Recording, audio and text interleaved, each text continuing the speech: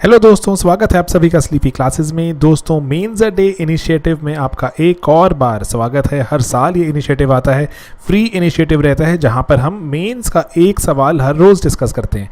दोस्तों, इस बार जो मेंस का इनिशिएटिव है वो एक और जो चीज़ इसमें खास है वो क्या है कि शेड्यूल के साथ है कि आपको डेली शेड्यूल दिया गया है कि कौन सा सब्जेक्ट कब डिस्कस होगा। पैरेलली दोस्तों, ये तो है एक फ्री इनिशिएटिव, कहलाता है mad.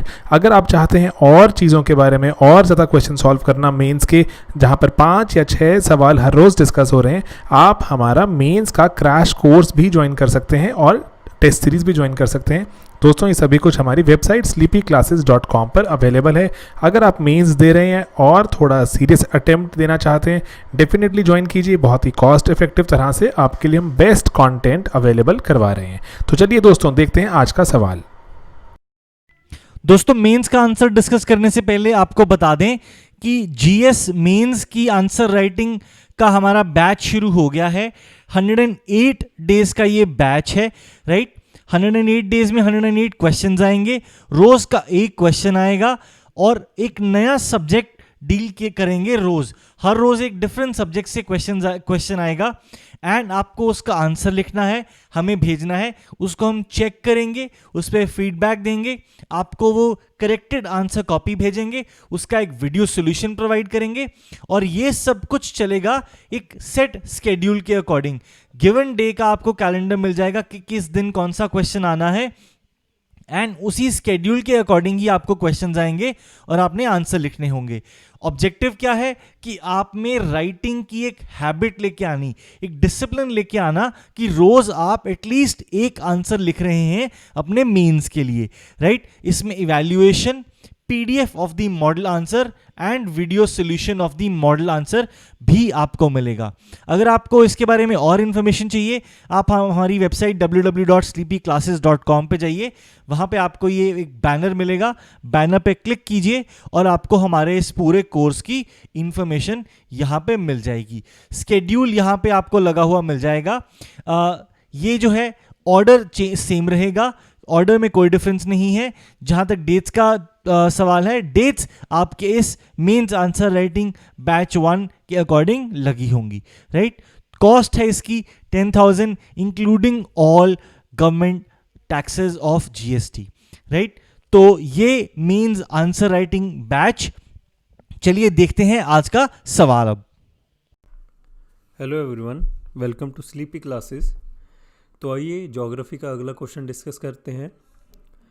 AMOC Atlantic Meridional Overturning Circulation was in news due to rising temperature in the Indian Ocean. Define what is AMOC along with its significance and how it can be affected by the rising temperature in the Indian Ocean. देखिए, काफ़ी straight forward question है। इसमें एक जो दिक्कत आ सकती है वो ये है कि आपको AMOC आता है कि नहीं, उसकी वर्किंग पता है कि वो कैसे चलता है। अगर वो पता है तो अगर इन केस आपको ये नहीं भी पता कि ये कोई न्यूज़ में था या आपको ऑल ऑफ अ सडन ये क्वेश्चन दे दिया जाए, तो आप इसको वर्कआउट कर लेंगे कि अगर इंडियन ओशन में टेम्परेचर राइज होगा तो उसका AMOC पे क्या अफेक्ट होगा। तो काफ़ी सिंपल कंसेप्ट बेस्ड क्वेश्चन है ये। अगर ये आपको AMOC आता है तो पक्का ये आपको क्वेश्चन अच्छे से आता होगा। तो आइए इसका स्ट्रक्चर देखते हैं।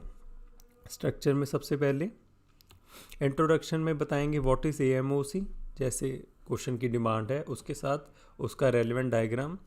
बॉडी में सिग्निफिकेंस ऑफ AMOC जैसे कि पूछा गया है। और कंक्लूजन में how it will be affected by the rising temperature in the Indian Ocean। तो देखिए, काफ़ी स्ट्रेट फॉरवर्ड स्ट्रक्चर है इसका। तो आइए इंट्रो करें AMOC, व्हाट इज AMOC के साथ। AMOC is a large system of ocean currents that transport warm water from the tropical Atlantic Ocean north towards the Arctic।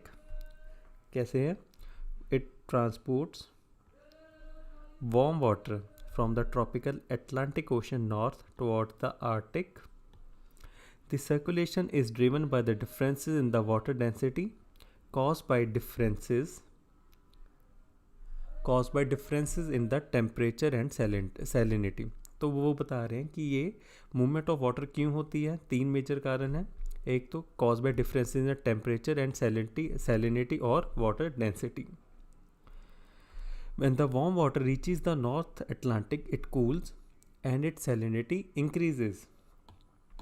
The denser water then sinks and slowly moves southwards back to the tropics, where it is warmed and the circulation continues. तो देखिए यहाँ से पानी ऊपर जाता है, गर्म पानी ऊपर जाता है, यहाँ पे ठंडा होता है, इससे यहाँ इसकी सैलिनिटी इंक्रीज़ होती है तो वो भारी हो जाएगा।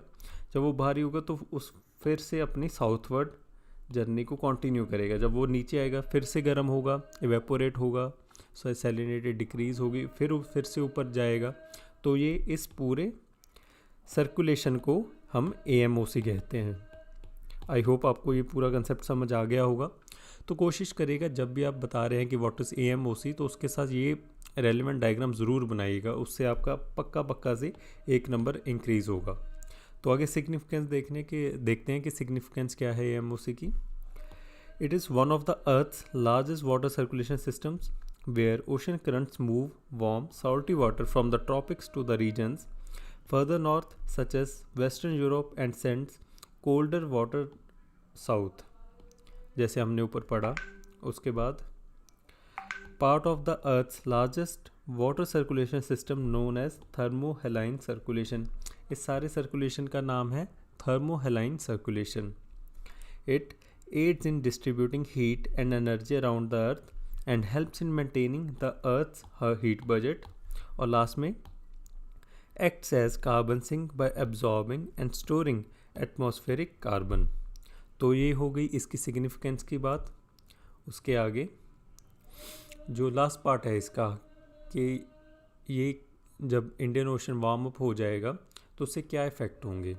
उसके पहले पर ये बात करनी बहुत ज़रूरी है कि ये पिछले कुछ सालों में वीकनिंग आई है इस AMOC में। तो वो देखिए, however in the recent decades it has been observed that AMOC has been weakening due to increasing supply of glacial meltwater into the North Atlantic, with fresh water reducing the salinity and density of the surface water, which is then unable to sink southwards। वो कहते हैं जहाँ पे ऊपर Arctic और Atlantic में के ऊपरले जगहों पर क्योंकि फ्रेश वाटर ऐड अप हो रहा है due to the melting of snow and all, जब वो फ्रेश वाटर उसमें ऐड हो जाता है तो उसकी सैलिनिटी डिक्रीज़ हो जाती है, उससे वो भारी नहीं होता और वो अपनी साउथवर्ड जर्नी को कंटिन्यू ही नहीं कर पाता और उसे डी एक्सेलरेशन होती है उसकी स्पीड में। तो वही वो सब बता रहे हैं। has been weakening due to increasing supply of glacial meltwater into the North Atlantic with fresh water, reducing the salinity and density of the surface water, which is then unable to sink southwards। This whole process is being disrupted by the climate change, जैसे आपको बताया। तो उसके बाद this change can have a drastic impact on Europe and parts of Atlantic rim, along with African and Indian monsoon rainfall, atmospheric circulation of relevance of hurricanes and climate over North America and Western Europe। तो ये होगी उसके significance की बात। ऊपर 4 point जो उसके positive significance हैं और ये पॉइंट जो उसका नेगेटिव सिग्निफिकेंस है कि अगर ये वीक हो जाए तो उससे क्या इफ़ेक्ट पड़ सकते हैं। उसके बाद हमारा आखिरी कंक्लूजन वाला पार्ट जिस पे हमने बताना है कि अगर इंडियन ओशन हीट अप होगा तो उससे AMOC पे क्या इफ़ेक्ट होगा। तो as the temperature of the Indian ocean राइसेस, तो देखिए अगर मैं आपको पहले लेमैन लैंग्वेज में बताऊं कि जब इंडियन ओशन हीट अप होगा तो उससे इवेपोरेशन होगी, उससे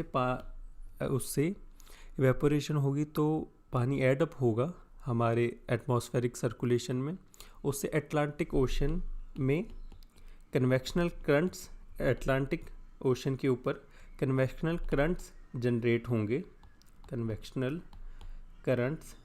होंगे जिससे AMOC को और भी पुश मिलेगा और इससे AMOC स्ट्रॉन्ग होगा। ये पूरा कंसेप्ट आपको लेट टर्म में बताया। As the temperature of the Indian Ocean rises, it is likely to boost a system of currents in the Atlantic Ocean.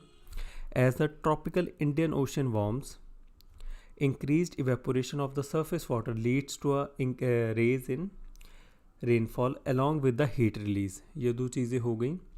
This influences local air flow and strengthens the tropical atmospheric circulation in the Atlantic Ocean. These changes in the atmospheric circulation strengthen the cross equatorial winds and lowers the sea surface temperature, leading to atmospheric changes that reduce rainfall. This rainfall reduction increases surface water. अगर देखें, अगर बारिश नहीं होगी तो पानी evaporate नहीं होगा, मतलब अगर पानी इवेपोरेट नहीं होगा तो बारिश भी नहीं होगी, और उससे जो सरफेस वाटर है उसकी सैलिनिटी इंक्रीज़ हो जाएगी और वो भारी हो जाएगा और वो नीचे फ्लो करना शुरू कर देगा. And lowers the sea surface temperature leading to atmospheric changes that reduce rainfall.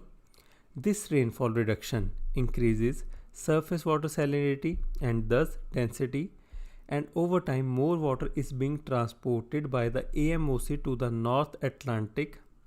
Increased volume of water accelerates the deep water convection currents, due to which AMOC gets stronger. I hope ये आपको last part समझ आ गया होगा. ऐसे 2-3 बार पढ़िएगा तो आपको बहुत अच्छे से समझ आ जाएगा. काफ़ी स्ट्रेट फॉरवर्ड क्वेश्चन था, बस इसकी जो प्री रिक्विजिट कंडीशन वो ये है कि आपको AMOC पता हो, उसकी वर्किंग और उसका पूरा डायग्राम आता हो. Thank you so much. Keep working hard.